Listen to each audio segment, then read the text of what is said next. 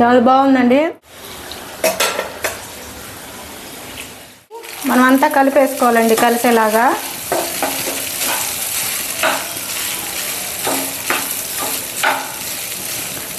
Hello అండి, welcome to my channel.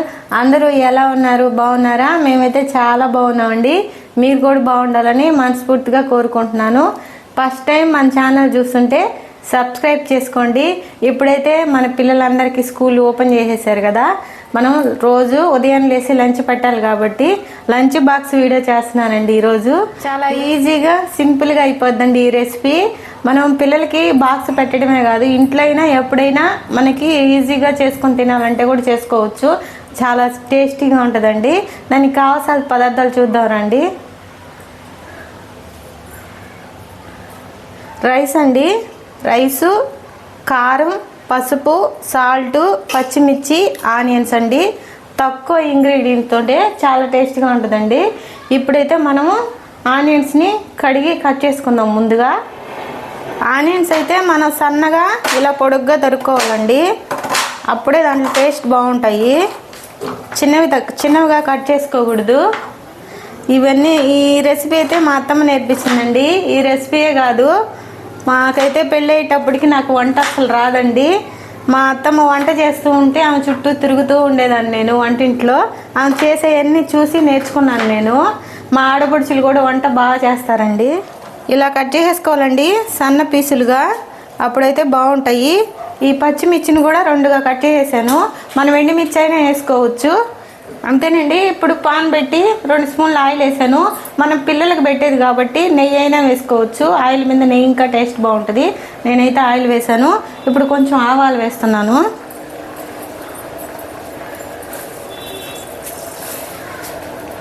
కొంచెం మినపప్పు, కొంచెం జీలకర్ర,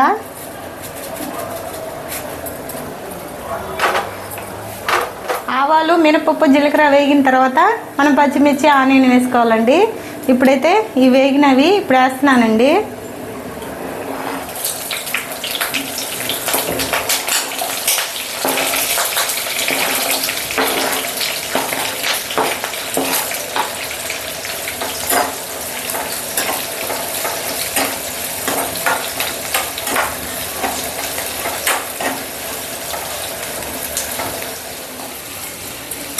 చూడండి, సన్నగా కట్ చేసాం కాబట్టి ఎలా వీడిపోయాయో. సన్నగా ఉంటేనే బాగుంటుంది.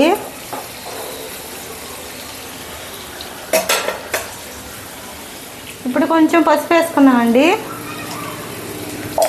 కొంచెం సాల్ట్ వేసుకున్నాము. మనము రైస్కి తగ్గట్టు సాల్ట్ వేసుకోవాలి, చాలా తక్కువ పడుతుంది సాల్ట్ కూడా. కావాలంటే మళ్ళీ చూసి వేసుకోవచ్చు. ఇది బాగా ఫ్రై అవ్వాలండి. ఆనియన్ పచ్చిగా ఉండకూడదు. ఆనియన్ ఫ్రై అయితేనే టేస్ట్ బాగుంటుంది, పచ్చిగా ఉంటే టేస్ట్ బాగోదు. బాగా ఫ్రై అవ్వాలి. ఈ కాసేపు వేగించుకుందామండి మూత పెట్టేసి.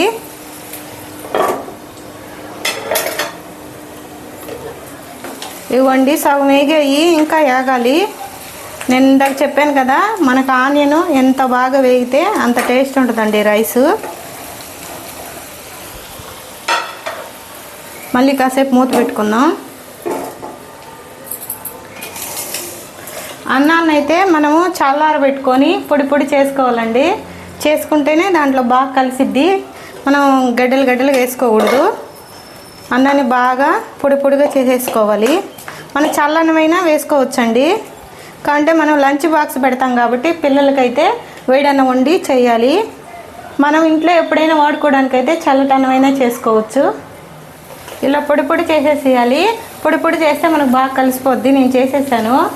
ఇప్పుడైతే ఆనియన్ కలుపుకుందాము. ఇంకా వేగాలి, అలా అని మాడిపోకూడదండి. ఎందుకంటే మనకి ఎర్రగా వేగాయంటే ఆనియన్స్ త్వరగా మాడిపోతాయి. అది మనం గమనించుకుంటూ వేగించుకోవాలి.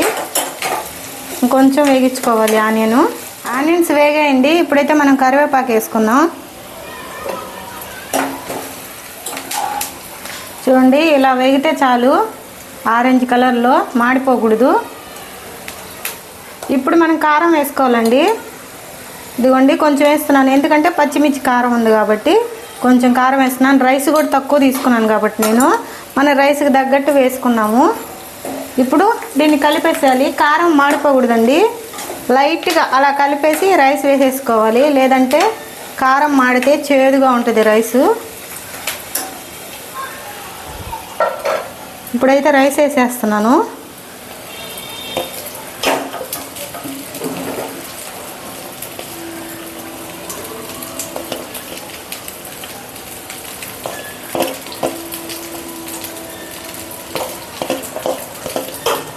మనం అంతా కలిపేసుకోవాలండి కలిసేలాగా.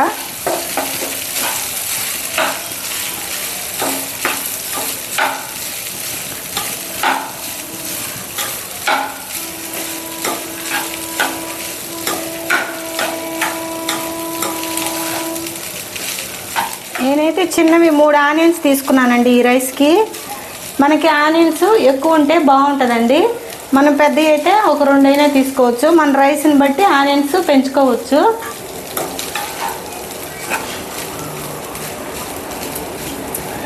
ఇదండి చూడండి ఎలా వచ్చిందో. టేస్ట్ మాత్రం సూపర్గా ఉంటుందండి, చాలా బాగుంటుంది. అంతేనండి, రైస్ ఆనియన్ ఇదంతా బాగా కలిసేలా కలుపుకోవాలి. ఇదైతే బాగా కలిసిపోయింది. ఇప్పుడైతే స్టవ్ ఆఫ్ వేస్తున్నానండి.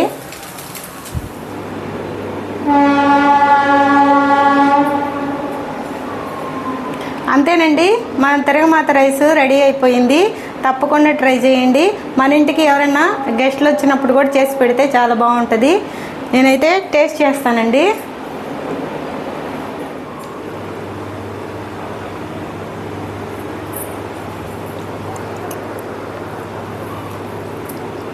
చాలా బాగుందండి. పిల్లలకే కాదు, మీరు కూడా తప్పకుండా మీ ఇంట్లో ట్రై చేయండి. మా వీడియో మీకు నచ్చినట్లయితే లైక్ చేయండి, షేర్ చేయండి, సబ్స్క్రైబ్ చేయండి. ఉంటా అండి, బాయ్.